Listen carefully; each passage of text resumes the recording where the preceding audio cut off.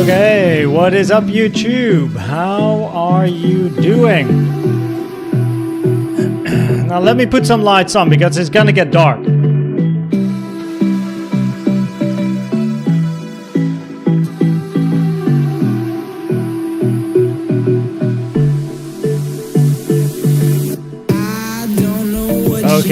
Okay. What's up, YouTube? How are you doing? Yeah, so it wasn't my birthday for everyone that replied. So I mentioned I'm going, like, I'm at a birthday or something. I said a birthday. It's not yet my birthday. My birthday is on the 24th of September, so I still have to wait 5 more months. But it was the birthday of someone I know well. So yeah. It's not my birthday. It's not my birthday, everyone. I look. Maybe it's a bit cheeky, right? So I said I have a birthday. I added this later of someone because it wasn't too clear, I guess. But I said, but I have a birthday, not my birthday. So just saying, making sure everyone is aligned here. But good to have you here. And still, thanks for wishing me a happy birthday. I appreciate that. But we gotta wait till the 24th of September. Okay, on the 24th of Sep, that is when we can go wild again. Probably some giveaways and that stuff. No? Okay, so what a day. What a day. I mean, on the chart, not too much has happened. We're pretty much where we started the day. But of course, we're going to cover some stuff. Now, because it is Sunday, I want to go through the cycle chart as well. So what we're going to do in this live stream is we, of course, cover Elliott Waves as we always do. I'm going to start on the monthly chart, then shortly weekly for our 1 hour. As you know, if you've seen the morning update that I shared earlier today, Central European time zone. So basically the previous video, you will be up to date with those scenarios. And the probabilities haven't necessarily changed. If you haven't seen it, you'll see it now, right? So, and then probably a very short chatting and Q&A, or I might log off after the analysis because it is now 9 p.m. We had the birthday, of course, in the afternoon. So my friend slept over last night, was here in the morning, made a video for you guys. Then we went to the birthday in the afternoon. We came back at like 7:15, went for a run, 7 kilometers as I was training or am training my wife at the moment for half a marathon. So we just came back from doing 7Ks, and she jumped in the shower. I'm jumping on the stream. Priorities, guys. Priorities. I'm here, right? So I'm gonna do a bit of a stream, and then afterwards I'll shower, dinner, and gonna watch Dexter. Great show, by the way, on Netflix for the ones that haven't seen it.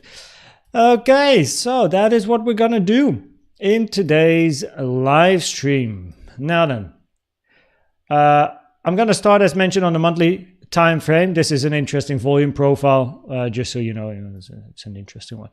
Now, I have an alarm down here, and I have an alarm apparently somewhere here as well. Just keeping an eye, like when I don't have too much time to be in front of the chart, I like to set alarms, and whenever my alarm goes off, I know, something is happening. I might actually move this one a little lower because of that point of control. Okay. Preparing my folders here. Cool. So let me go to the other chart, other Bitcoin chart, and let's start on the, what did I click on? Oh wait, this is new. They keep updating, huh? Ah, I see. Okay. Actually, I don't like that. Not gonna lie. Why does it open the whole thing? Let me refresh. Let's see if this is actually an update. Because now I have to move. This is more lazy, I suppose, but now I have to move my cursor from the right top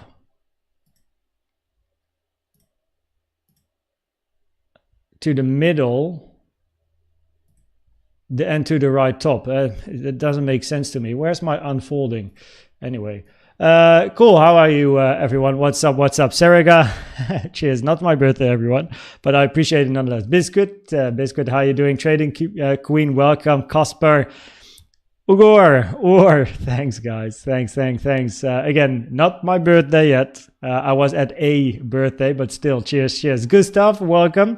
Good to see you two in the chat together, on separate systems, of course, I can imagine. Sidiums, how you doing? And still short on Bitcoin. Make sure you have a plan and a strat. Hasta la vista, Bobby. How you doing? AJ, what's up?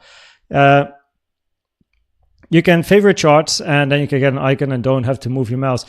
Yeah, but it's weird. I never had this pop up.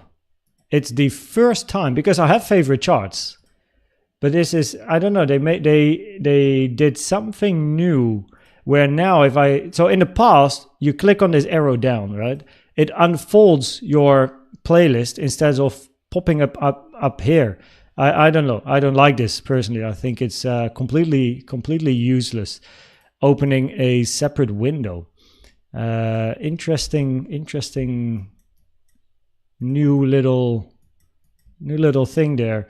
Okay, well, TradingView at least is always trying new stuff. So I'm not sure if anyone of TradingView is watching, but I'm not a fan. Yeah, it's new. Yeah. I don't know. I don't like it. I like the short mouse movements. You know, like now I have to go to the middle and back. It's more lazy than anything, really. It's just efficiency, I suppose. I like to be quick and then tuck.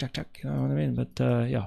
Okay. As mentioned, we're going to start on the monthly chart, and then weekly for our 1 hour, maybe even a 15-minute, and then probably call it a night. What's up, Remco, by the way? Shocks, how are you doing? To the left of Bitcoin chart, press the star. This is select layout.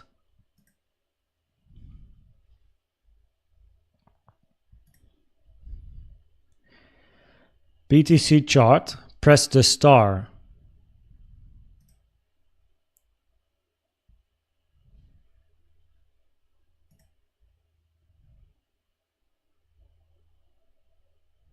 I have no idea. They innovated this in the pop-up.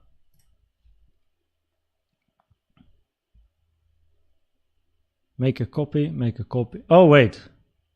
I see. Add to favorites. Oh, shit. Oh, my guy. Oh, that is brilliant. Okay, I like this. Now it's better. Oh, this is good. Aha! Martijn. Yo. Thanks, man. On the alts, first Sunday of the month. So upcoming Sunday, next week Sunday is the altcoin stream. But yo, this is good. So if I click now, what happens? Oh, this is good. Yes. Now we're talking. Thank you. This is much more efficient now. Okay. So for everyone that tried switching your chart, your watch lists, thanks to Martijn Bandel, we figured out it's actually more efficient than it used to be. So you do not maybe have these circles. If you have multiple watch lists, open this, like click here on your chart watch list name, whatever. It opens up the pop-up with all your created lists. Favorite your couple of lists that you usually use, and then you have the first letter of the list here, so you can switch very, very quickly. Yo, that's very nice. I like that. So I don't like the pop-up and going back and stuff, but actually making them a favorite chart and then popping them here is very efficient. Good job, TradingView, and thank you, Martijn. Now that's I like it. Okay, let's get going, shall we? And we're gonna talk Elliott Waves. Love you from India. Love you from the Netherlands. Welcome, Ratan. Okay, let's go. For everyone that just joined, we're gonna do a full Elliott Wave analysis. Takes usually about 20-25 minutes, starting on the monthly, weekly. Then we go to the 4 hour, 1 hour, have a look at the 15-minute, probably call it a day. I probably have to put in my title that it is not my birthday. Thank you, Anita. 1 second. not my birthday.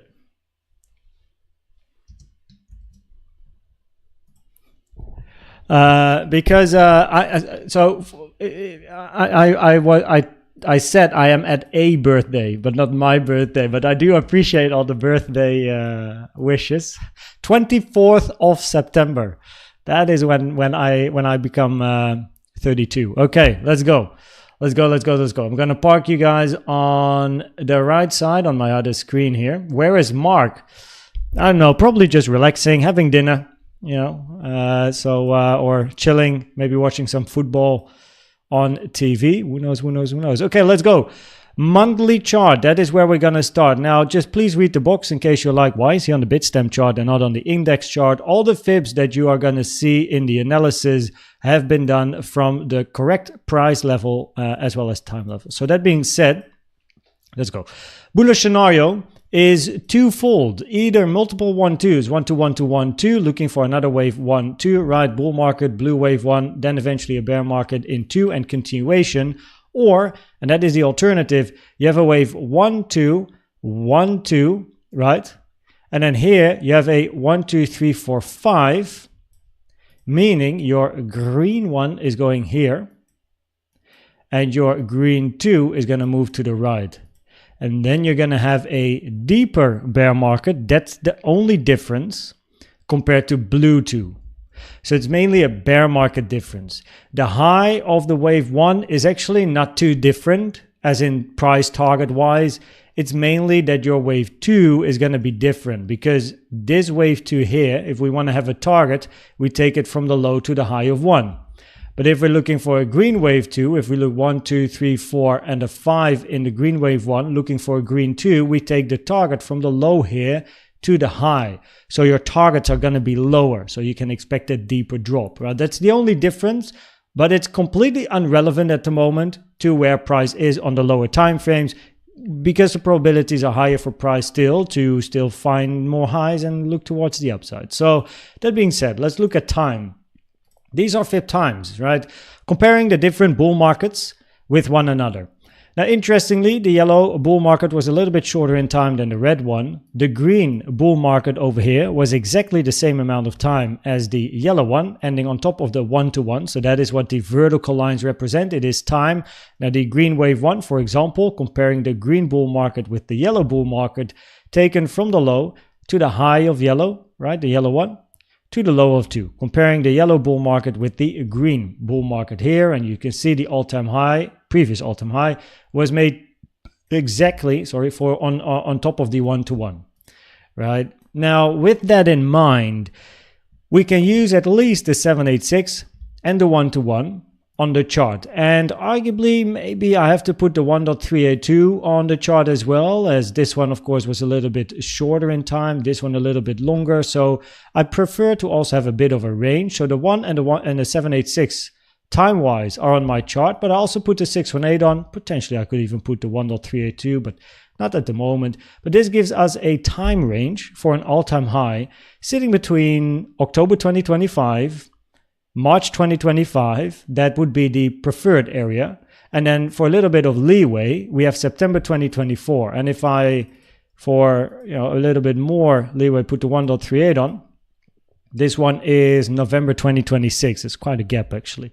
So let's first focus on mainly March 25 to October 25. So mid to end next year would be quite a nice target. Of course, it also depends on how quick we move towards the upside. Now, with regards to the price targets, right, if we compare time and price, then what you see here is that each bull market is actually a little bit shorter on the logarithmic chart. Price-wise, they become bigger, right? You go from 170 to 20K. You go from 2.8K to 69K, right? So of course, a lot bigger price movement. But on the log scale, it's actually a smaller move.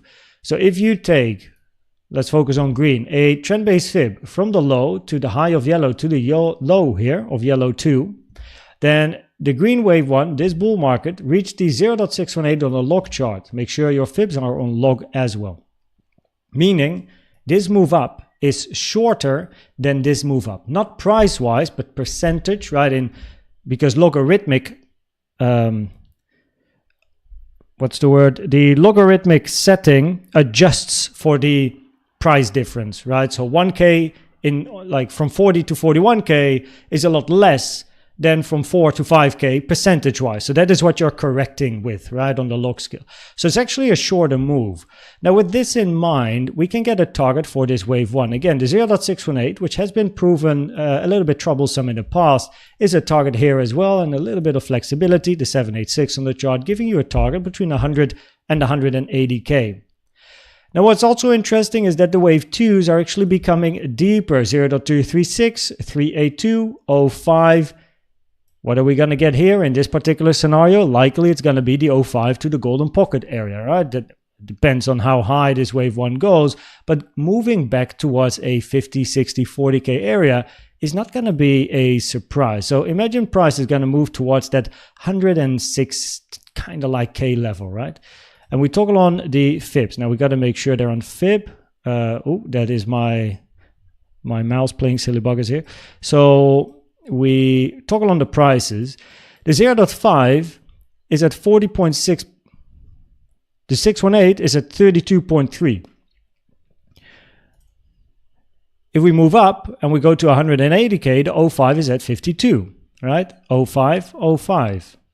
So it's not too weird to think about 50-ish, potentially in a bigger bear market. 0.236, 382, 05, just missed on hitting the 05, potentially hitting the 05, right? 52, 50-ish, 40 to 60. Not too crazy, not too crazy. Okay, so this is the bullish scenario. And then, of course, the alternative, as mentioned, is that you have your 1, 2, 1, 2, 1, 2, 3, 4, 5, right? 2, meaning your last 1, 2 is this one before you expect a move towards the upside. And then your internal 1, 1, 2, 3, 4, 5, right? That's your alternative. Thing is, it doesn't really matter price-wise. Yeah, you just get a bigger bear market. That's mainly the difference. Now let's immediately continue with the bearish scenario while we are on this chart anyway. Bearish scenario, most bearish one is a finished 5-wave impulse to the upside. You finish your 1, you're looking for a big wave 2, meaning we now have to look for flat structures on the weekly time frame for a bigger move down. Taking the low at 15K is preferred here. Staying above, however, 3K is also preferred. Now, as you can see, right, just now earlier, the 382 here was the 0.236 was touched as a fib level, and then the 382. So on these high time frames, the common target for a wave 2, usually the 05 to 786, is just not that relevant on these high time frames. The 236 is much more interesting, which is around 6K, right? That would be like a maximum target in this scenario. Now, time-wise, preferably a wave 2 ends after the 0.382, which is September 2025. So that is what we are looking for. And if we then go to the weekly time frame, that is when we are going to zoom in. Bum, bum. There we go. And have a look, of course, at the bullish and the bearish scenario. Quick look what Bitcoin doing. Okay. So the bullish scenario, right, is that we are looking for continuation, either to finish the green one or the blue one. Doesn't really matter, right? So here what we have is a double 1, 2. This is your, with regards to a bullish scenario, this is your probably least bullish scenario. Reason being, your wave 3 is already in. And here you have a normal wave 5. The more bullish scenario is a 1, 2, 1, 2, 1, 2. Big 3 yet to come. 1, 2, 3, 4. 1 and 3 similar in length. Potential for an extended fifth. The blow off top, as it's usually called. This is just a regular impulse, 1, 2, 3, 4, 5, sideways, and eventually we finish with the yellow 5. So here we are looking for our wave 3. Common target area, green box, taken from the low of 2 to the high of 3, 63.3K, 53.3K. The 0.618 here is an invalidation at 49.3K. Now, preferably, when we look at the local range here, we're not even getting close to 49K. Based on the local structures here, the maximum target would be the 382. 56 to 57k is perfectly fine. Moving down to 53 would be very deep based on the local structures that we have at the moment. So that wouldn't be preferred. Doesn't invalidate the scenario, but the 382 here around 56, 57, that's a good target, but the 0.5 starts to get very deep. Now with regards to the bearish scenario in the weekly time frame, remember we have a finished micro number 1 over here. We look for a bigger regular flat, right, in the wave 2. That is this scenario here. Now, a regular flat by probabilities in Elliott waves has less probabilities than an expanding flat where your wave B goes to the common target area up here, 98k to 122k, the 1.236 to the 1.38 taken from the high to the low of your wave A. This target area here, the 1 to the 105, is a regular flat target wave B, and that is less common. Now also, if the high is in over here for your wave B, you want to count impulsive structures to the downside, which also locally on a 4-hour chart has lower probabilities, as I will explain very, very soon. But we are then looking for a 5-wave move down, common target area for C, 1 to the 1.236 from the high to the low of A to the high of B, 16.5k, 11.6k, extension target, the 1.618 at 6.5k. Interesting support, or best support really, is between 10 and 9k. Golden pocket from the low to the high at 69k, as you can see, and the multi-year volume profile with the value area high inside the golden pocket, which is brilliant, but still lower probability scenario. Now, I already mentioned that also locally, this scenario, right, has lower probabilities, and that is because of the 882 touch that we have over here mainly, right? So we have, and also this structure down, by the way, but the 886 over here taken from the high to the low of wave 1 is a rare target for 2, common for B or X, increasing probabilities. Any move down is a wave C or a wave Y. That in turn increases the probabilities to sooner or later move towards the upside and take the highs. Secondly, this structure to the downside counts better as a corrective structure compared to an impulsive structure, but it is a messy move to the downside, so there's always some probabilities, but you know, the 886, that is a big one. Now, more locally, we are then looking for a couple more 1-2, so you have your 1-2, 1-2, you look for another 1-2 because you want to look for a big move down. That's a big boy, right? Common target area for your local wave 2 here is the 05 to the 786, taken from the high of the blue 2 to the low of this yellow 1. 65k, 66k. We didn't yet hit this area. The 382 is an uncommon target, 64.4k, which we also didn't yet hit. So preferably in this scenario, you're going to be looking for price to move towards the upside still, before then a continuation to the downside. Okay. Now that with regards to the bearish scenarios, let's talk about upside.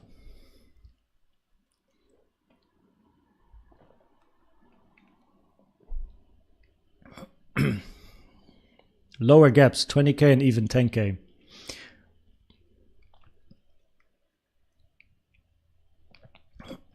Yeah, with gaps, be mindful that in very you don't fill all the gaps. So a gap at 20k and 10k for me is not that relevant. However, if locally we start to see strong weakness, right, especially the 98 to 120k, and big impulses down, we first, of course, have to lose certain levels before we start talking about 15k. But it is at least, it is a scenario. It is a scenario. It's just not the highest probability from an Elliott Wave point of view, at least not yet, of course. So yeah, Milo, that question at the moment, probability-wise, would be answered with a no. Preferably, your extended 5 is still coming. Okay. The bullish scenario on the 4-hour chart. We have a 3-wave A, 3-wave B, 5-wave C. You've probably been, you heard the videos. I explained. So the reason, by the way, I like to go to the 4-hour and always start with scenarios on the 4-hour is so that everyone, when I zoom in, you guys know where we are on the chart. It's not just this area here. That's why I like to look at the range as a whole, so that when we zoom in, you know where we are, if that makes sense.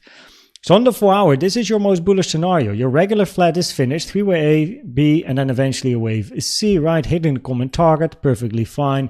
We look for impulsive structures to the upside. Your invalidation is simply the low.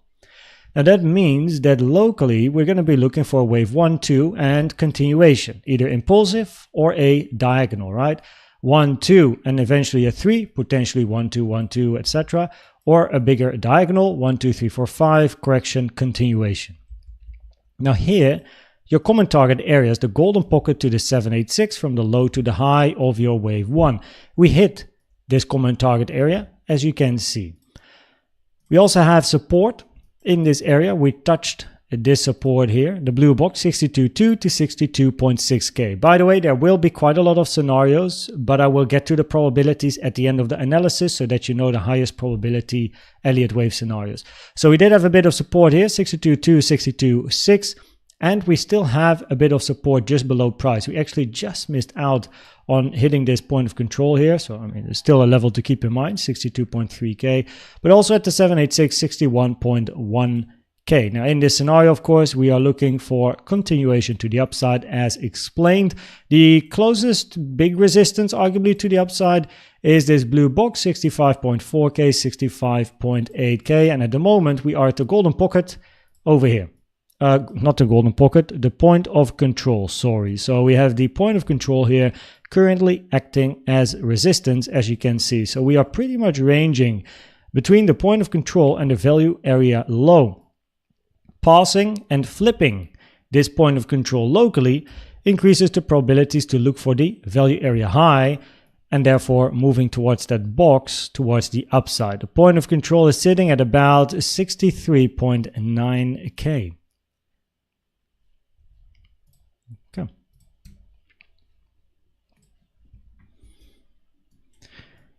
The bearish but arguably bullish scenario, it just takes longer to move up. This is a extension of the range, so it's going to take a lot longer in time for the range to finish, and we'll be stuck here between 74K and like 60, 55K for a little bit longer. Is that the regular flat just explained, your most bullish scenario after which you want continuation, is only your wave W. And then we have our X and Y. So it's a sideways double combo, WXY. It's a complex corrective structure, which is common in a wave 4. So here we are looking for a corrective move towards the upside. This wave X could be finished here, but probability-wise, the probabilities aren't too high for that to happen. Because of time, you can see how small this structure is compared to your wave W, which is much, much bigger. Now, it's not an invalidation, it's just low probabilities, because a wave X, by far most commonly, as waves not only are related in price, but also very much in time, waves usually have at least a relationship of the 0.382 fib time, if not longer, fib time taken from the high to the low of W, which is this tool over here, trend-based fib time, right? You can find it on the left. So comparing W with X, you can see the 382 is not touched, and it's sitting on the 2nd of May, so that is just a few days away. So preferably we finish X after the 2nd of May. What's up, Mark? How you doing? How you doing? There he is. Who asked it? Ur. Here he is. Now, if we look for wave X to end after the 382, we have to look for scenarios that work with the move we have to the upside. And one of the favorite scenarios would be this flat, where this move up is counted either an ABC or WXY, but it's a zigzag structure, finishing an A, 3-wave move, looking for a zigzag to the downside in a wave B, common target, 1.38 to the 1.236 from the low to the high of A, 57.7, 56.6K.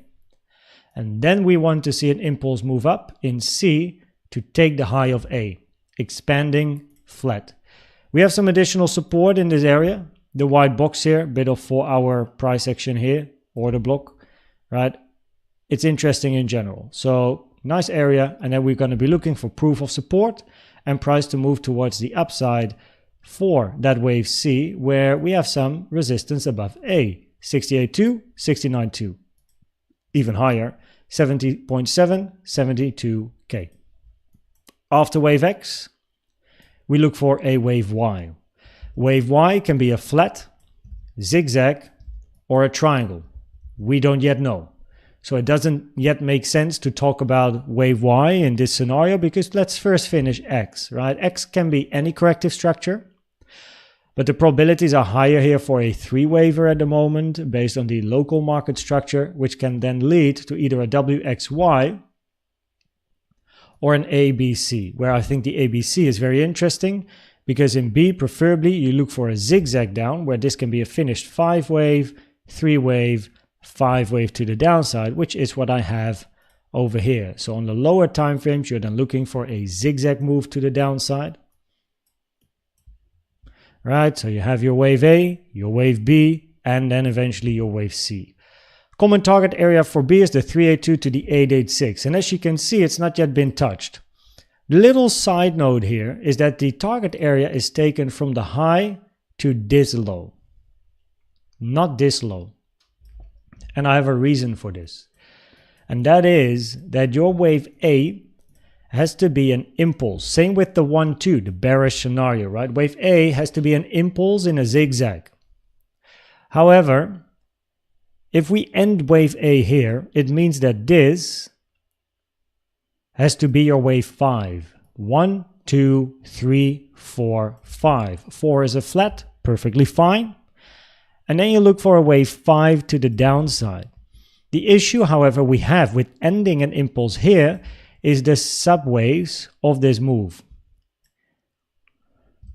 This move here, currently this low, has a higher probability of being a corrective low, not an impulsive low, meaning a wave B, wave X, those type of structures, which increases probabilities to come back down at the later stage. Now let me explain.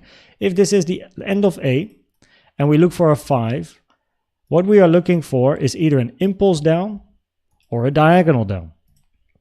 Impulse would be a 1, 2, 3, 4, 5. No overlap between 1 and 4. We have overlap. 1, 2, 3, 4, 5. Overlap between the low of 1 and the high of 4. Invalidates an impulse. Which therefore means we have to look for diagonals. A diagonal preferably is contracting. 1, 2, 3, 4, 5.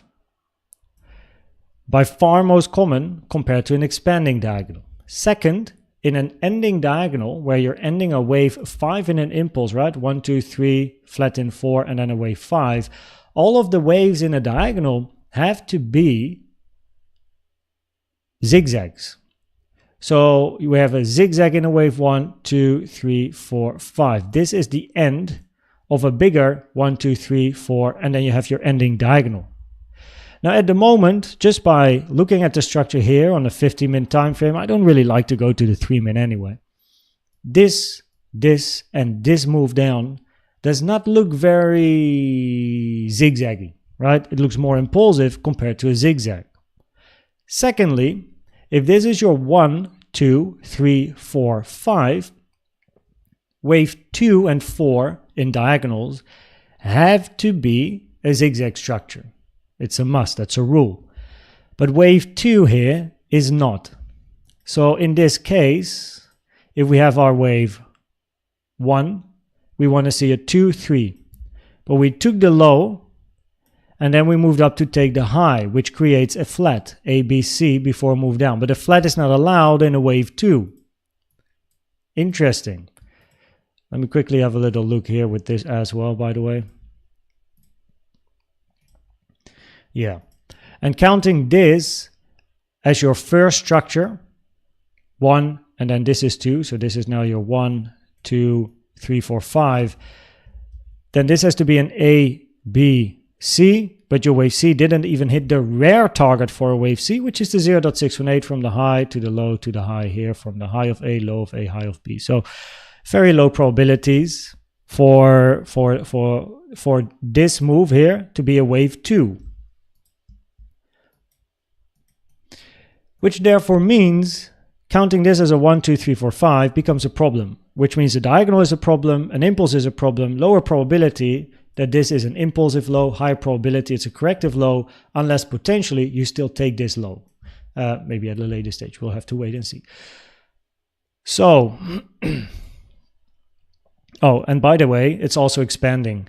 Just as a side note, it's also an expanding diagonal because your wave 3 is longer than your wave 1 and your wave 5 is longer than your wave 3, and that's also rare. So probabilities are not really stacking up for that to be the end of a wave 5, which therefore increases probabilities. This is the end of your 5. Increasing probabilities for a 3-wave structure, increasing probabilities to take this low at a later stage, even if you move up.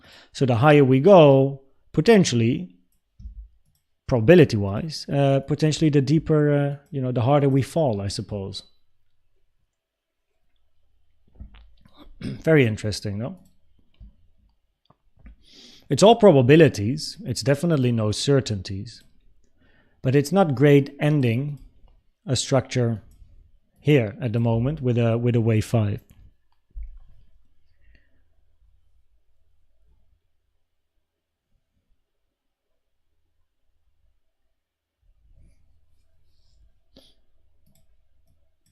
Also, time is now becoming a thing. This starts to be a very long range.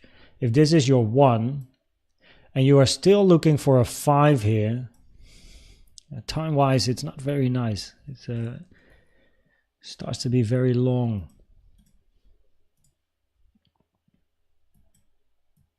I'm just thinking here for a second.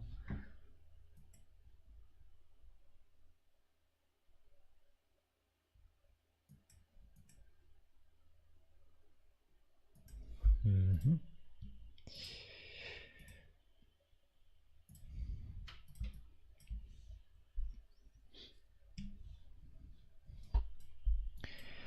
Your only really alternative to finish a wave 5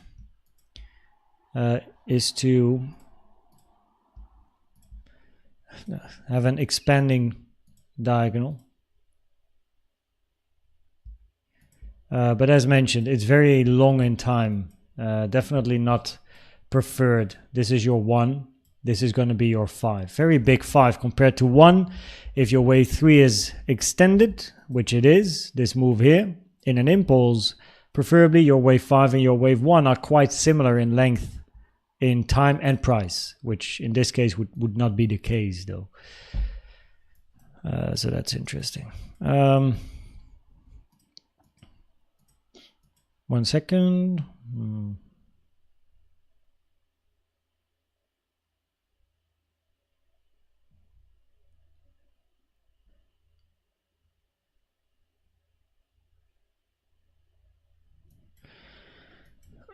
Just quickly thinking about the potential for other scenarios here where we have ABC, right? That's fine. Looking for a WXY. W. Zigzag, zigzag. A, B, 1, 2, 3. Very much a 3-wave, not a 5-wave.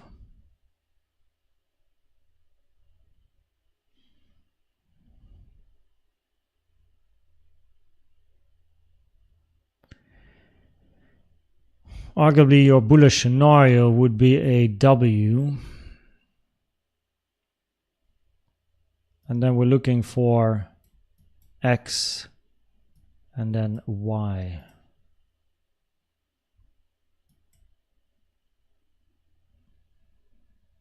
ABC, flat, X, complex structure, Y, zigzag.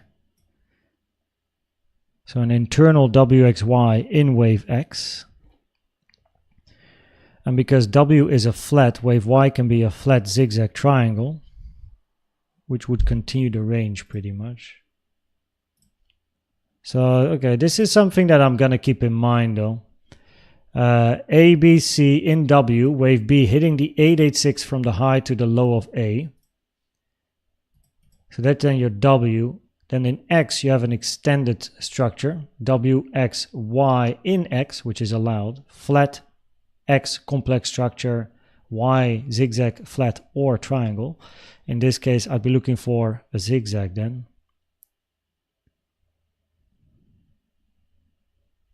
Of some sort.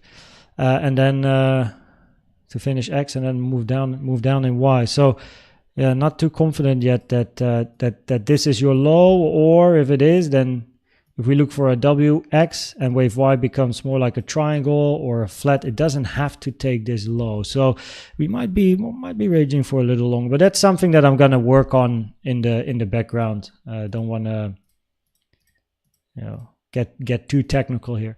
With regards to CVD divergences, however, the CVD divergences here, the bullish one locally played out. We also have now bullish one here, by the way. Higher low in price, lower low on the CVD. I'll show it in a second. And we have the bigger bullish CVD divergences here, where the target is the high. Now, if we go to the chart, 1 hour to start with. Right, higher low in price, lower low on yellow and on blue. That's a bullish CVD divergence. Of course, we also aim to see local support with CVD on the 15. Higher low in price on blue, lower low on the CVD. And then as price here moved up and then moved down, you can see that also on blue, we have some bullish CVD divergences. They're not maybe as clear as they're not like with this, like, or is it? Yeah, you actually do have them with the low, higher low in price, lower on the CVD. But I'm not too big of a fan of using the same low for a second time, because the more often a divergence appears with the same high or low you already used previously and it already played out once, the lower the probabilities become for it actually playing out. Now, a second time still has okay probabilities. A third time becomes a problem. So this is a third time, or a second time, sorry. So arguably okay, but I prefer to then look at this here more locally, where you have this pivot, higher low, lower low. But I think the local price action on the right side of the newest high-low, that one is most interesting, because we had bearish CVD here, lower high on price, much higher high on yellow. Bearish CVD already played out. We took the low. Now we had a bit of a push up, right? Higher low, lower low already played out with this candle to the upside. And then I like to go to the 3-minute time frame. For me, the 3-minute is always very interesting. I always like to see and observe reactions on the 3-minute time frame with CVD. Lower highs on price, higher highs on the CVD at the moment here locally. Bit of bearish CVD. Most of these already played out though. But yeah, so probabilities. On the monthly chart, which is the cycle chart shown earlier, the probabilities are higher for the bullish scenarios working on a blue one or working on a green one. On the weekly time frame, the probabilities from an Elliott Wave point of view are also higher for the bullish scenario, right? For things to really start changing and look for further downside, you at least have to hit 49.3, which at the moment looks very far-fetched. On the 4-hour time frame, the bullish scenarios have a higher probability. I don't really care if it's a continuation of the range or already wave C finished and then move towards the highs. That very much depends on the 1-hour time frame. I literally just showed CVD locally. So if you go back 1 minute, you'll see me talk about it. So on the 1-hour time frame, right, over here, the probabilities at the moment are higher to still take this low once more, or continue ranging, and if so, and with continue ranging, right, continue ranging, and then we can reassess probabilities later for potential W, X, and then a Y in either a triangle or possibly a flat. But currently the probabilities are higher. This is a corrective low compared to an impulsive low, which increases probabilities to take the low sooner or later.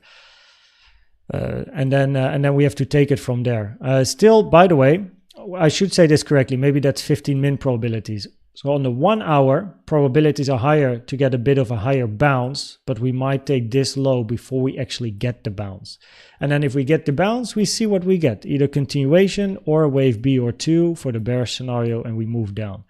That's something we're going to observe. At the moment, the structure locally on the 15, as mentioned, probability is higher to take the low eventually. Even if you would move up, probability is higher to still move down.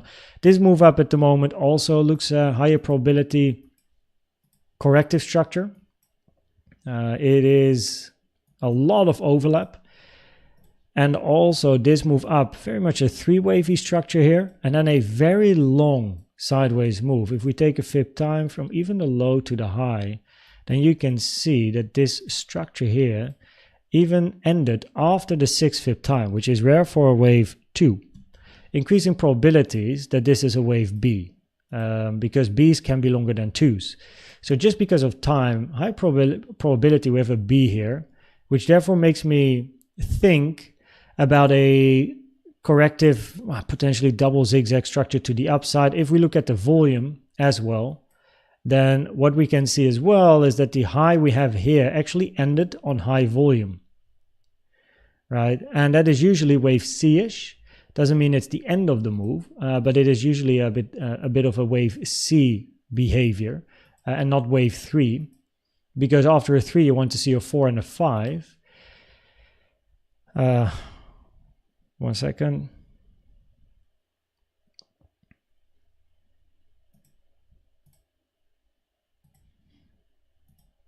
You hit the 05, unless you have a very weird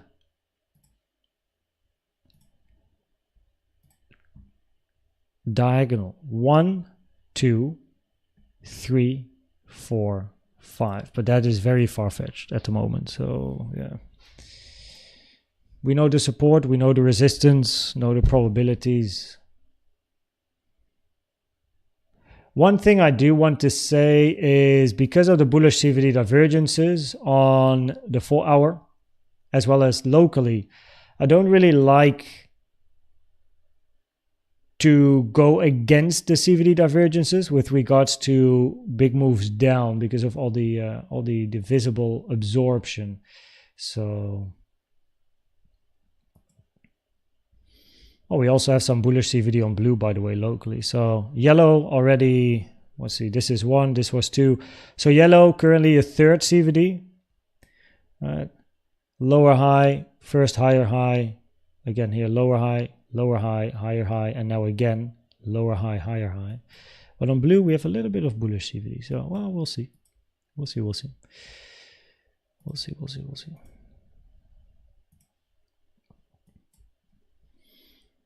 Of course, with regards to the bullish CVD, we do like to see price moving inside the box here. So okay, let me summarize this. Monthly probabilities, bullish. Weekly probabilities, bullish. 4-hour probabilities, also bullish, either directly or continuation of the range. 1-hour probabilities, looking still for a bigger bounce towards the upside in pretty much all of the scenarios. If we look for a wave 2 that is finished and continuation up, we want to, of course, move up.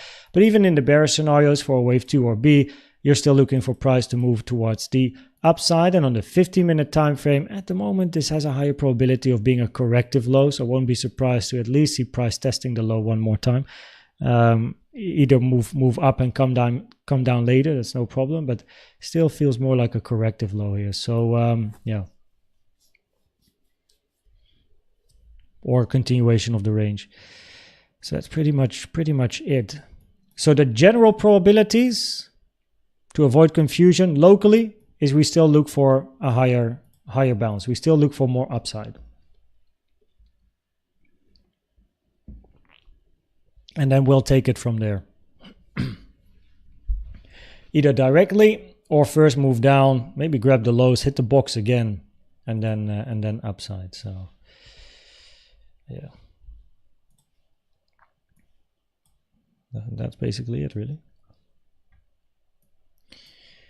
Let me have a quick look here before I have to go off after attending the birthday this afternoon, coming back home, go for a run, training my wife, 7Ks, not showering. She went to the shower, I went live. Priorities. And I still have to shower, dinner, watch an episode of Dexter, and then, bedtime. Ask these questions. Had to rescue a goose and his 10 little mini ducks. Yo, Mark, what a savior, what a hero. Yeah, I think this very nicely reflects Mark as a person as well, by the way. I had the honor of meeting Mark on Friday. Yeah, it was really nice. Very nice. They're all safe. That's what we like to hear. What's up, Bettina? Adrian? How you doing, guys? Obelix, what's up? What's up? What's up? What's up? Bitcoin is moving weird. Yeah, it's corrective price action. Lots of 3 waves as well. The volume indicator I use, that's just the standard vol BTC. I don't actually, it's just a normal volume. I think this is the basic trading view indicator if you look for volume. Koens, don't you think we are in short now? I mean, it depends on your plan and strategy. If you're in a short or a long, of course. Yeah. So yeah, I don't know if you are, but we love caps lock. What's up, Shirley? Happy Sunday, other side of the world. Coffeeaholic, how you doing? Welcome.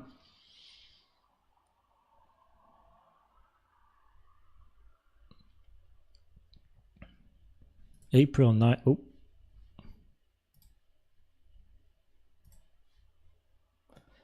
Count April 19. This move up, yeah, either A, B, C or a WXY. But because it doesn't really matter, probabilities here are higher for a corrective structure, 3-wave structure, because of all the overlap here. And if we want to count this in some form of an impulse, it has to be a diagonal where you then have your 1, 2, 3, 4, 5. But your 5 is longer than your 3, and your 1 is also longer than your wave 3. So yeah, and that is not allowed in a diagonal. So wave 3 can't be the shortest. That's the rule in an impulse. So in a contracting diagonal, wave 3 can be longer than 1 as long as wave 5 is shorter than 3. That's now it's a new rule, but in this case 3 is the shortest. So therefore we have to look for either a WXY or an ABC, increasing probabilities that if we do go bullish, we think about the diagonal. Yeah.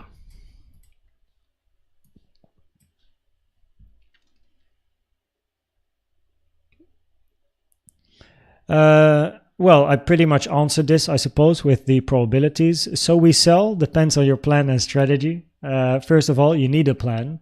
So make sure you build a plan by doing this. 6 steps, everyone. There we go again. Get your pencils and your notebooks ready. Open a new page and write it down once more.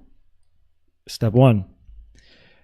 And I know Mark is like, Koen, he's probably already gone. Anyway, still a lesson for everyone. Step 1, try as many free tools as you can in TradingView. Step 2, find your favorite tools and build statistics. Use Excel or whatever software you want to use. Step 3,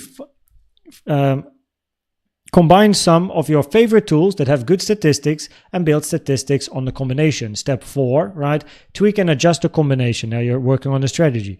Add a tool, remove a tool, build more statistics. Step 5, start trading with a low amount of money. Work on your head, right? Work on your mindset. Step 6, increase your portfolio slowly to get used to bigger losses. Follow these steps. You have a great probability of being a good, consistently profitable trader.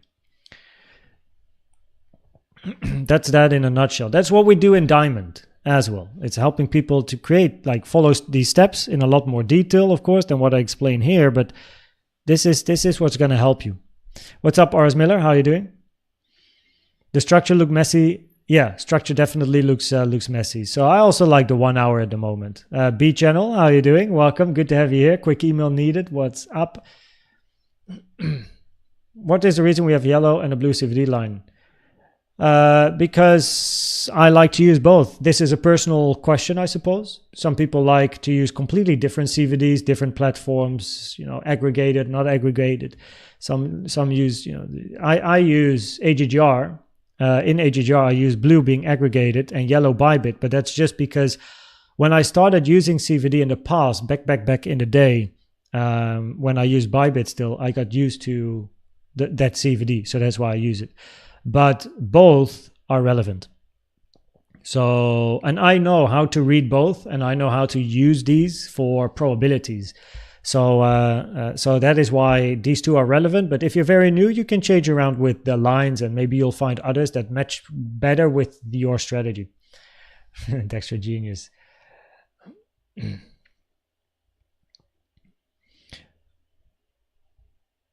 Yeah, maybe it has, but first Sunday of the month is the altcoin stream. Victor, how you doing? Welcome, good to have you here. Dogan Busturk, what's up? Welcome as well. YouTube stuff. Soul, please. First Sunday of the month. That is the altcoin stream. Hi, Koens. Where at TradingView can I use the CVD indicator? It's not TradingView. It's actually a GGR. So what I recommend you do is go to the YouTube channel, right? And I have a video about CVD. So that would be step 1. And step 2 is, and I'll find that one in a second, is you move up, good to know channel. I made a one-pager for you all, right? So you can download this on how to use it. Here's the link to the YouTube video as well. And then I also share my template here and the link. Like, it's all there. It's all public. It's all free. It's all, I made it all for you there. And the CVD video, you can find it on the front page here. Yo, 20K views. Wait, I gotta actually check. I missed, that's the first video to hit 20K. 1 second, I actually want to check this CVD.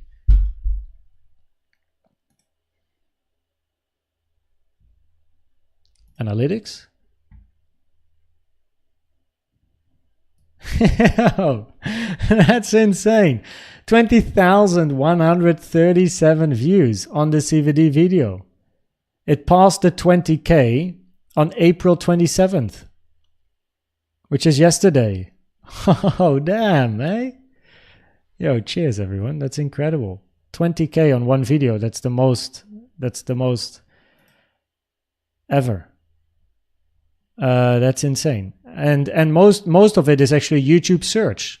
So most people are watching this video. 37% watch it because of the YouTube search. So most people are finding the video through looking for CVD on YouTube. How cool is that? Yo, I didn't know. Oh, there you go. That's really cool. Almost 4 years of learning and can't collect stats so far. It's like, it's not for me. Motivation, bro. If you want to do this, if you want to be a consistently profitable trader, you will find your motivation to collect those stats. If you can't find the motivation, then your goal is not big enough. The reason you want to be a trader is not big enough. You don't want it enough. You don't want it. If you want it enough, you'll put in the work. That's the only thing I can say. Now, in my opinion, statistics really help to be a consistently profitable trader. I think it's the main reason why you have profitable and not profitable, right? You can't really trade based on feeling for 10 years. You need some statistics or a very solid strat, right? So of course, if you learn Elliott Waves, all those statistics have already been covered for decades. So you can learn the strat and then implement it. But if you're building a new strat yourself, you need the statistics to prove it works, to prove what is the best win rate, or what is my win rate, what is my most profitable risk to reward ratio, like where to put my stop loss, all like what are the most profitable days, and all that stuff. What's my best entry, what FIP level or whatever. Yeah, you need the stats. And it's very easy. So with regards to the industry, where of course you have the statistics of 95% of the people lose, but no, it's 95% of the people that quit. Yeah, right? They lose, they quit, they don't want it enough, they don't want to learn, don't want to put in the time. They try to look for signals everywhere. They go to the moon boys and try to, do you want it enough? You'll find the motivation, and if not, then it's questionable if people should stay in the industry, because you probably waste your money, which of course is a very harsh answer, but unfortunately that is how most people come in and out of this industry. They don't have that intrinsic motivation. They don't really have the goal. What do you do it for? Don't say like money, of course. Like something else than money. Do you want to help your parents to stop working. Like, how do you call it? Like, make them. Do you want to retire your parents? You want to whatever. So on my screen, what you cannot see because it's on my other screen, I have 3 words on my screen. And those are 3 Fs. I have freedom, family, and fun. Right? And of course, I have things inside these 3 Fs. Freedom, family, fun. But that is why I do it. Right? I got it on my screen. It's always there. So freedom to do whatever I like to do. Family and friends, right? Main focus. And fun, activities, making memories. In my ring, right? In my wedding ring, and you won't be able to read it, of course, on stream. I think that's highly doubtful. There's no way I can try. Nah, you can't. You can. Yeah, I don't know. You can't see it, but in the engagement ring that I gave Ash, as well as our wedding rings, we have a quote that's called "Let's make memories." That is our motto. Let's make memories. And let's make memories is connected to the 3rd F as well, which is fun, which is doing activities, making memories, surfing, mini golfing, traveling, whatever, renting boats. It doesn't matter, but making memories. So that is why I do it. I do it freedom, family, fun, right? What do you do it for? Well, that's always a good question. Trading Queen gifted 1 membership. Trading Queen, thank you for your support. Really appreciate you giving the gift to Milo's Miner. And that being said, Milo's Miner, exactly, that's nice that you say that as well to Miss Queen there. Make sure, Milo, to send me an email with your YouTube username, Discord and Telegram username, if you have all 3, or 1 Discord or Telegram. And then I will bump you up to the silver membership, because the bronze membership doesn't get you anything. It's just support for the channel. But I will bump you up to silver, which is the shorter term updates. So when I'm in front of my PC, and usually that's most of the days that I'm home and I can check, send me an email. Thanks, Mark. koenztrading@outlook.com. So that is the place to be, and then I'll bump you up. Cheers. Yeah, all good, Milo, all good. Hamid, do you have any Discord? Yeah. Discord is public and it's very active, very active. There's a lot to learn. There's a lot of stuff in Discord that you can check out. Bitcoin TA there's always stuff going on in Bitcoin TA. General, apparently there's something going on here as well. So yeah, very active. Check the channels, Bitcoin TA. Make sure you check all, some educational content that I have here as well. And then I have the memberships, which are not necessarily directly related to Discord, but the memberships is on the channel. So silver is short-term updates, like in between videos and stuff. Gold is the Elliott Wave course, which is my brains in a video course, which I'm actually going to update, by the way. I want to make shorter pattern-specific videos, so only the zigzag, only the double. So I think that's quite cool. Even though the gold, by the way, is you'll easily be able to finish that in a month, and then you're basically a member for 1 month, and then you go either silver, diamond, or you quit. I mean, it doesn't matter. And then you have diamond, and diamond is all about making a plan, which is the 6 steps I mentioned earlier, or use my plan, or so Discord, absolutely. What's up, Rob? How you doing? We're busy packing our house for our upcoming move. In and out. You moving? Where you going to, man? I'm moving soon as well. Sure, I'm actually quite excited. South of France. Happy to give something back. Thanks, Trading Queen. And give Gustav my warm greetings.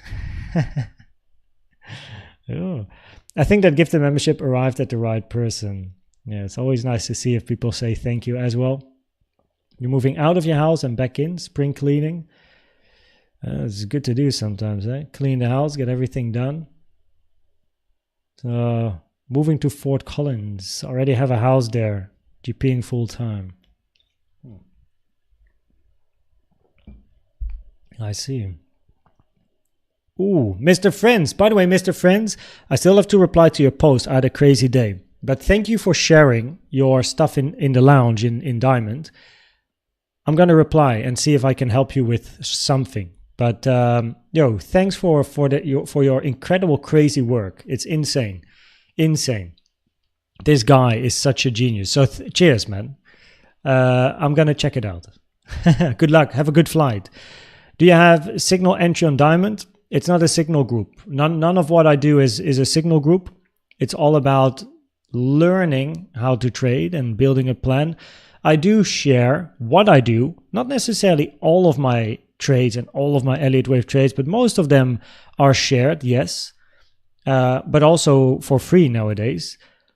So Diamond, there's a shitload of stuff going on in Diamond. So just read the FAQ here and you'll be able to see what all is going on, right? There's a lot going on here with regards to all the Diamond members, right? So, but yes, I have setups update in the morning where I explain what I do, what I'm looking for, and then, setups Koens. But this, right, is not the core of what Diamond is. It's about learning how to develop a strategy or potentially trade mine or Elliott Wave stuff.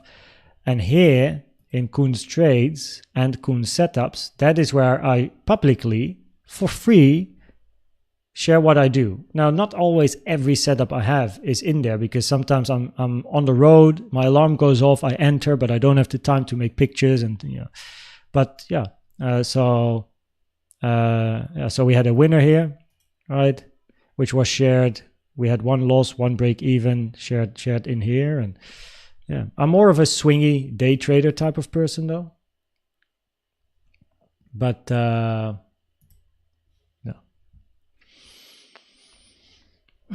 oh, and I maybe I have to repost this. If you want to get into Koens Setups, because this is after, then just follow these steps. Just follow these steps.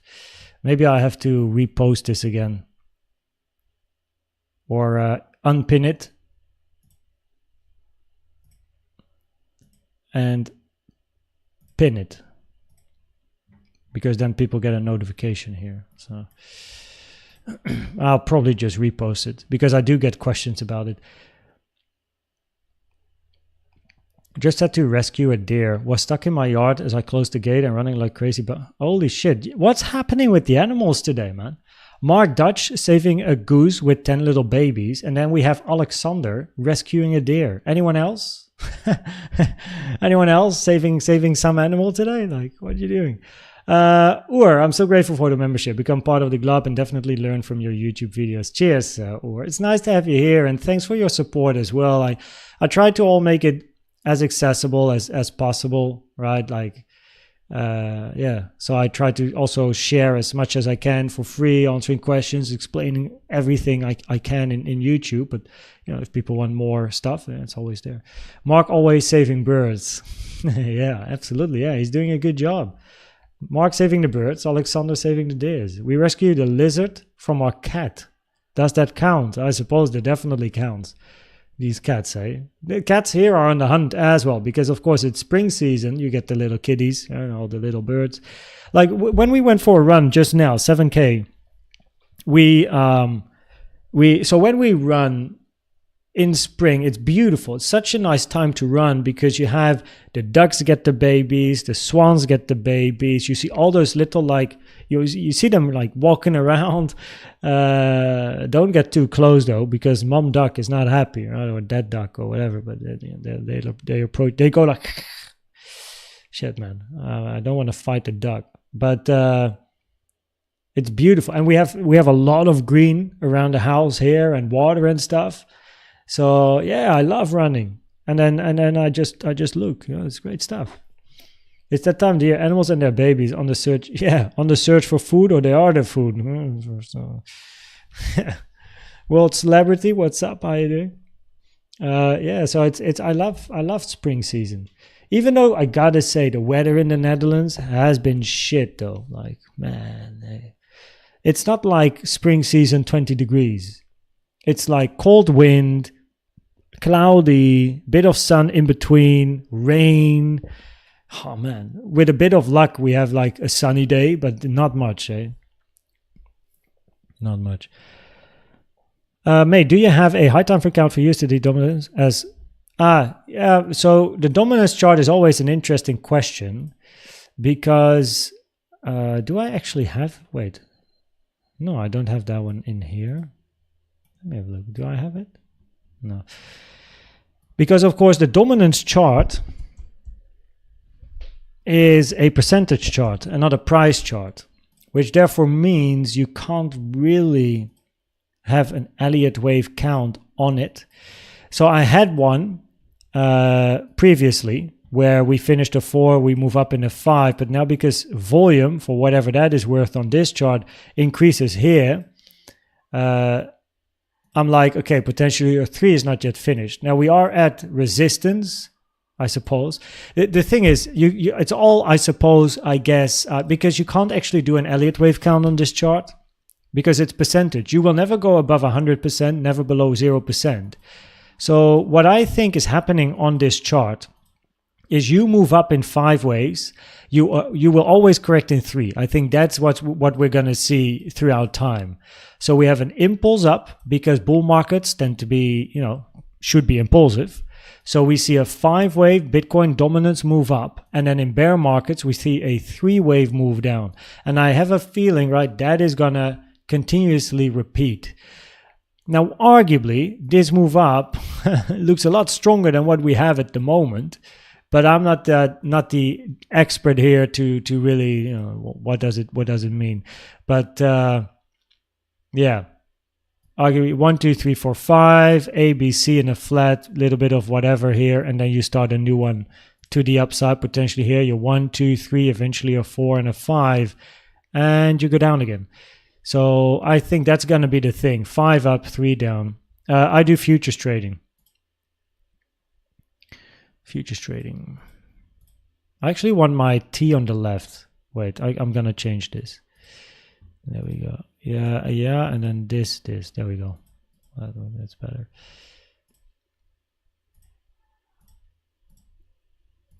Very nice. Okay.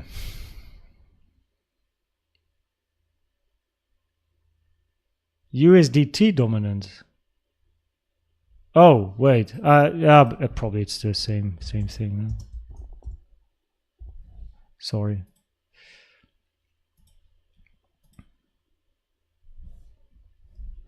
Well, apparently I have something, but I gotta say, this is probably pretty old. I actually like the I like this more because we hit the target area for C.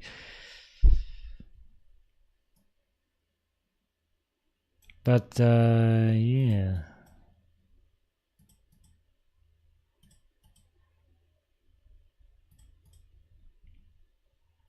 This is old TA. 1.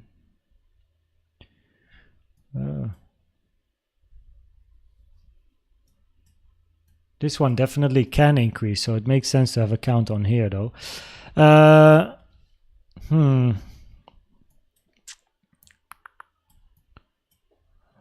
Funny how I don't have anything here.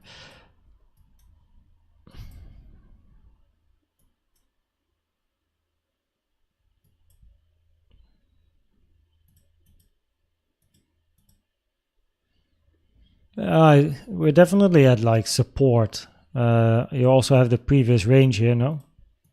Right, that's your structural support. Always important. Bit of confluence. We also have here the golden pocket that we touched. And the potential for some sort of an ABC, but I would need to put a bit more time in. Yeah, so zigzag X flat, ABC. 1, 2, 3, 4, 5. So there's definitely an argument to have a finished ABC here. Yeah, so zigzag, zigzag, flat, 1, 2, 3, 4, 5. Volume is highest in the low, but then again, it's a percentage chart, so who knows how this correlates to price charts. But how much leverage depends on my stop loss. So my standard setting for my leverage is either 5 or 10x.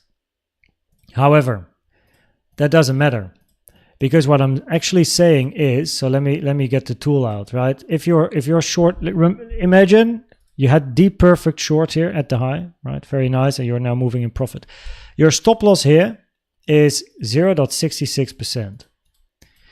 Now I am a trader that always risks 1%, sometimes less, but usually I risk 1% of my portfolio. But that's a problem, because if I want to risk 1% without leverage, I can't, because the stop loss is 66% unless I put my stop at 1%. Now my risk is 1%. But if my risk is less than 1%, I need to at least use 2x leverage to get a 1% risk, right?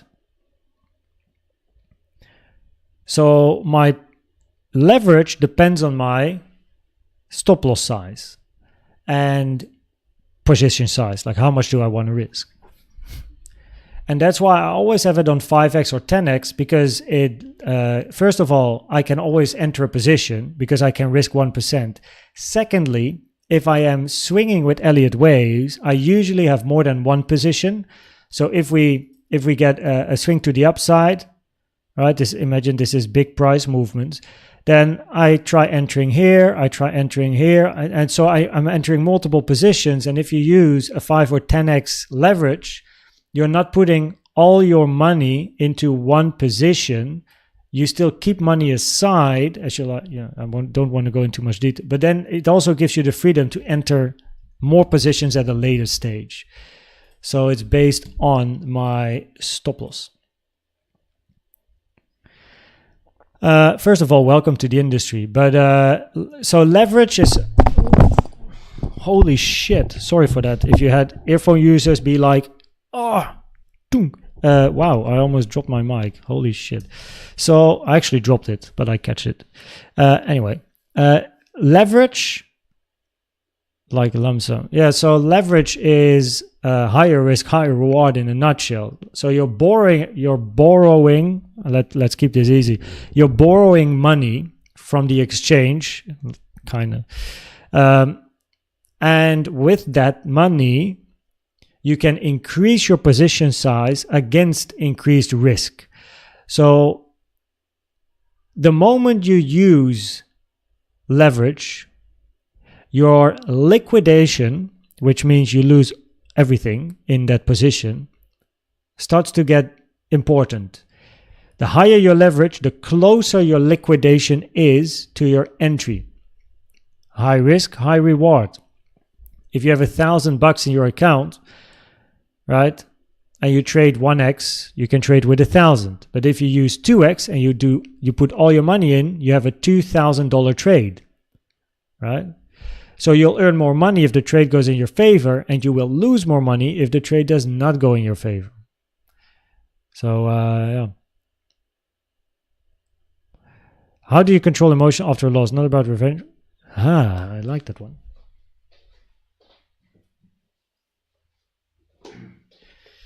Emotional control is pretty different for everyone, I suppose. So what I recommend, so I'm a very patient trader. In the past, I did struggle definitely with my emotions, but you know, that's nowadays pretty like, okay, I don't have that anymore.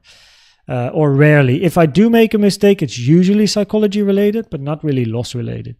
So controlling emotions after a loss.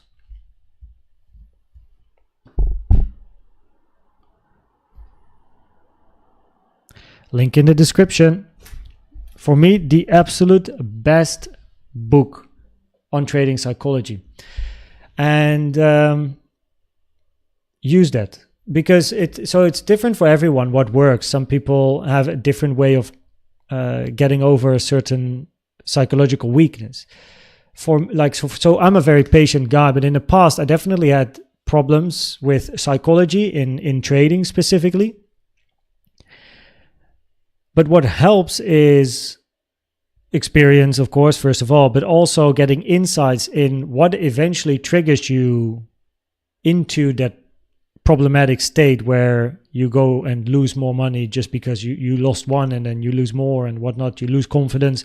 Now, this book, The Mental Game of Trading from Jared Tendler, is way superior than Trading in the Zone.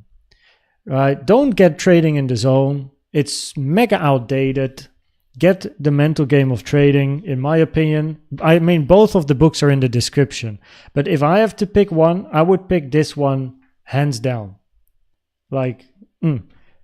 This book gives you a system. And by the way, right, I don't know this Jared guy, but I'm a big fan because, and you can see I used it as a workbook as well. It's a really good one because there's a system. So a system for solving problems with greed, fear, anger, confidence, and discipline, and more. It's like in the book. So you read the book, you summarize the book, you read it again, whatever. But then you go through the exercises, through the system. It really helps because you get to know yourself, you know what to pay attention to.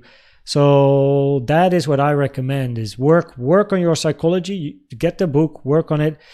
Oh, by the way, all the links in the description are affiliates, which probably you guys know because, you know, experience on YouTube. So of course, if you do buy something, I don't even know how much I get because so far, by the way, here, let me show. So far in the past couple of days, there's been 2,745 clicks, but no one bought anything. So I actually have no idea how much you get, probably like $1 or something. But anyway, it's a great book. And I can recommend it. And all my favorite books are in the description. But this is from a trading perspective. This is my favorite book on psychology. Easily my favorite on psychology. I read this book twice. Then I read it again to make a summary, and then I started to do the exercises. And yeah, so. That is the one I recommend. When Oracle Ashley Indicator. What's up, Robot? By the way, Robot, thanks for notifying me about the Fibonacci pool that I did, the trend-based Fib pool on the WXY, if you remember. Ashley is downstairs. It's time for me to go to her. Your thoughts on a prop firm? Take the trustworthy one. Don't go for the cheapest ones, right? Doesn't mean they're better. Go for the ones that have a name in the market and read the rules. But prop firm trading, yeah, I have no problem. I recommend it if you have a low amount of money and also if you want to test your strategy. Just get yourself the smallest account. I don't know, sometimes that's 5K or 10K. Get yourself the smallest account for like a few bucks, 50 or 100 bucks or whatever it is nowadays, and try to pass the challenge. And if you can't pass the challenge, you do not have a good plan or a strategy. So the thing is, you also collect data about your trading when doing the challenge. So you actually don't have to track a lot of data yourself per se, because you also track it by doing a challenge. So yeah, and if you can pass a challenge, well, then you have a small account, maybe a 5 or 10K. But if you can then become profitable, you can use your profits to get a bigger account. And that's how you can scale, starting with less, starting low, you know. So yeah, I mean, I'm a fan, but make sure you pick the right ones. Yeah, pick the trustworthy ones. Pleasure, Alexander. One more thing, where can I learn Elliott Waves? Step 1, Sanida, would be in the comment section. There's a link, which is this one. Start here. It's free. It's public. It's a website. Right? So start here, read this as well, right? And then go through all of this and get a notebook and a pen, make drawings, write all the rules down and all the guidelines. And also after this one, try and find some other websites if you want to, but this is one of the best ones. And step 2, if you want to become even better, yeah, I mean, I guess the gold membership that I have on YouTube would be a good place to be. But this one is free. The gold membership is $25. I mean, so and that's where I am active. But this is a free website. It's very useful. I think 95% of what you see here is absolutely correct, and it's the best website that I have found. They don't really do anything with time, but, you know, that's I suppose practice as well. So yeah. Link, if you unfold the description, you scroll down. I have like education or whatever I have in the description. I am viewing description. I am viewer boosting my own stream because I'm watching my stream now. So you click here, you go down, and then you have Elliott Wave Principle. That is a book about Elliott Waves, by the way. I almost forgot about the book. So Elliott Wave Principle, Frost and Prechter. It's more nice to have, not a must-have. Then you have Elliott Waves in Detail. That's the website. And then you have the course. And this is just some other trading stuff. I actually have no idea why they do the timestamps. I got to remove this. But every time I start a live stream, I get the timestamps again. So yeah, cool. I have a strategy. I have 3 trade setups on alts.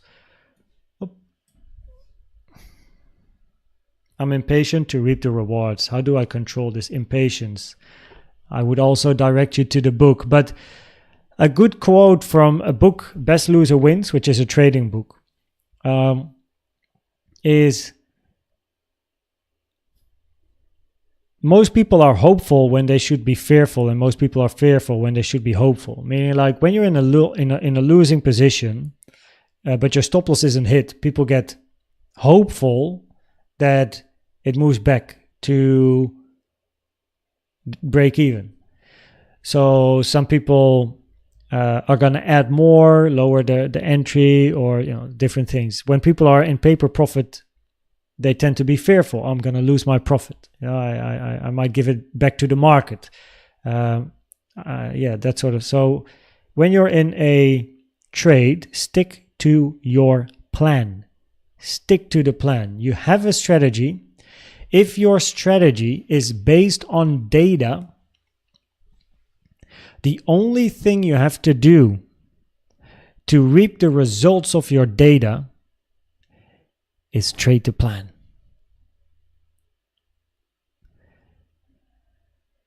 So you need data.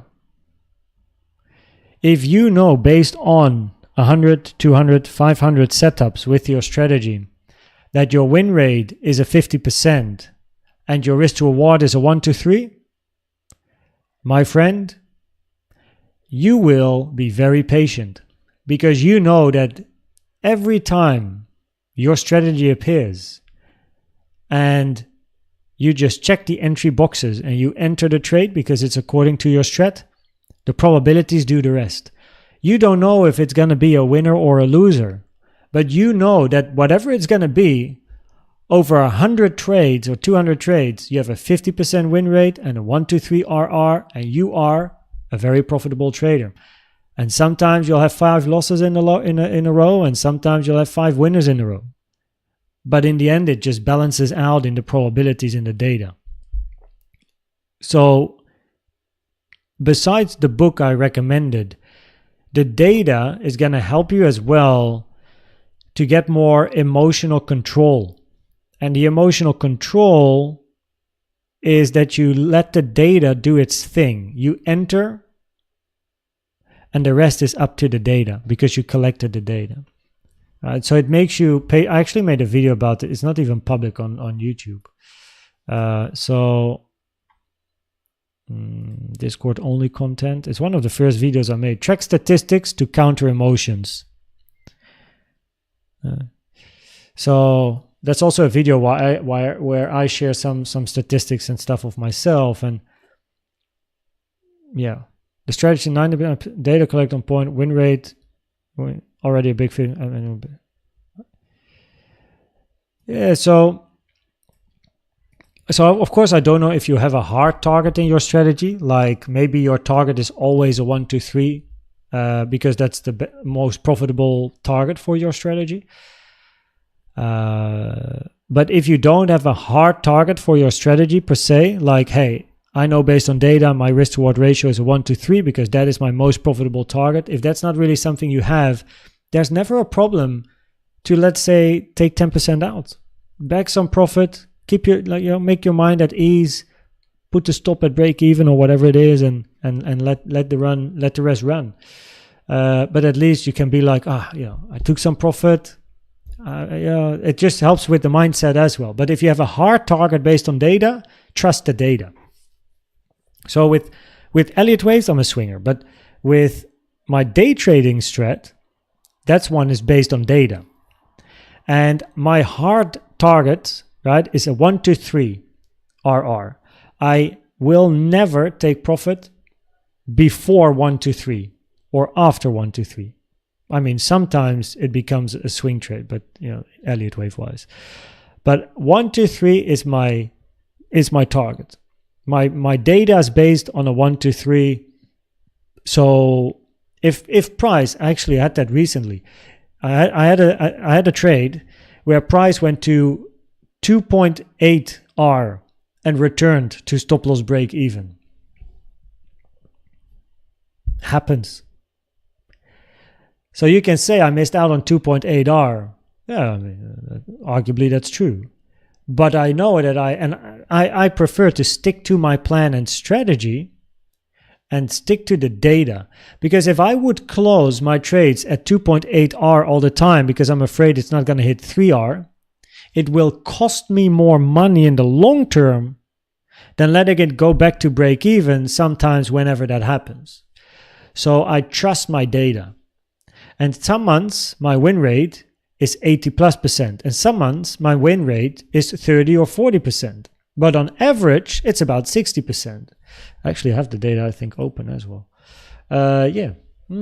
So November, December, Jan. So from November, in the sheet that I have now, I had 39 trades. I wasn't there in March. So my March data, I can't actually... I didn't collect the data in March because I wasn't there. So in November, so let me actually remove this for the sake of what? Pop. Yeah. So in November, 100% win rate, 6 trades, 6 wins, 4 break even, but those don't count because break even is break even, it's not loss. December, 40% win rate. Mind you, this is the 1 to 3 RR strat that I have, right? So in November, 18 R. In December, 40% win rate, 2 wins, 3 losses, 3 R profit. January, 60% win rate, 7 R, right?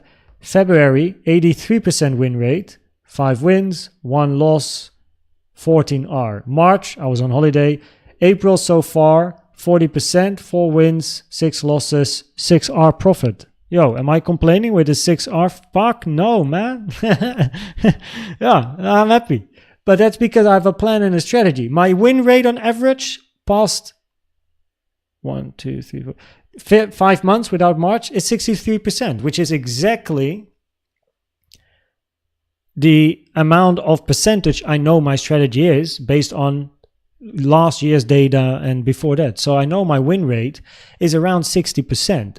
And some months are 100%, 83%, I have 60% and 40 and 40%. And that's perfect. That's exactly what I want.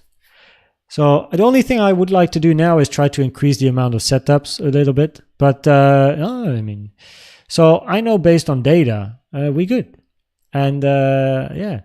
Also depends on your portfolio size, I suppose. That if you have a portfolio size of $100 and you're like, oh, you made you make 6 R. You're like, I made $6. But it's not about the money, it's the percentage that counts. Because if you can do the same with $100 account, but then you do a challenge, someone asked about prop firms earlier.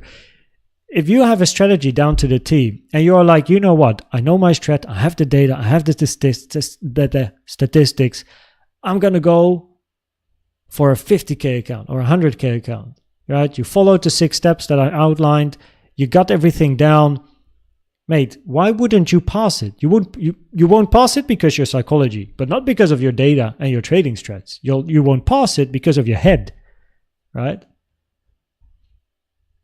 If it's not for your head, you'll pass it. So if you work on your psychology, you should do it. How many instruments do you trade? 1, Bitcoin. I don't trade anything else. Less is more for me. Yeah. Cheers. Quick email needed. I think it's a great one, man. Let me know what you think. For me, it's the best. The best book. Yeah. What is the level where it will retest and move downward? I'm not sure if I understand the question, but so the probabilities and everything have been mentioned earlier in the live stream. I actually got to go. Cheers, Sanija. Have a good night as well from the Netherlands. So,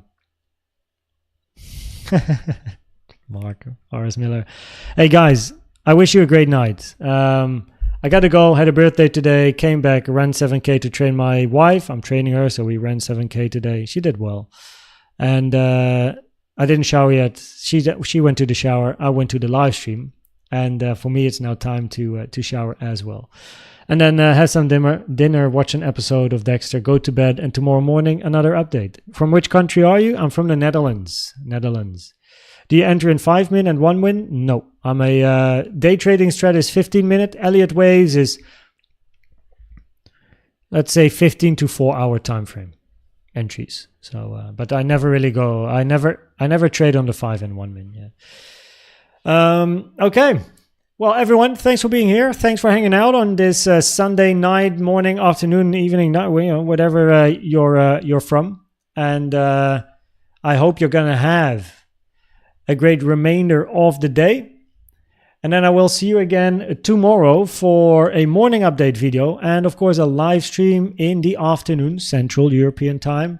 Quickly checking if we have some news coming up. Oh no, the news is on Wednesday, May 1st. So not tomorrow, that is. So, okay, so yeah. Cheers everyone. Have a good one. Catch you at the next one.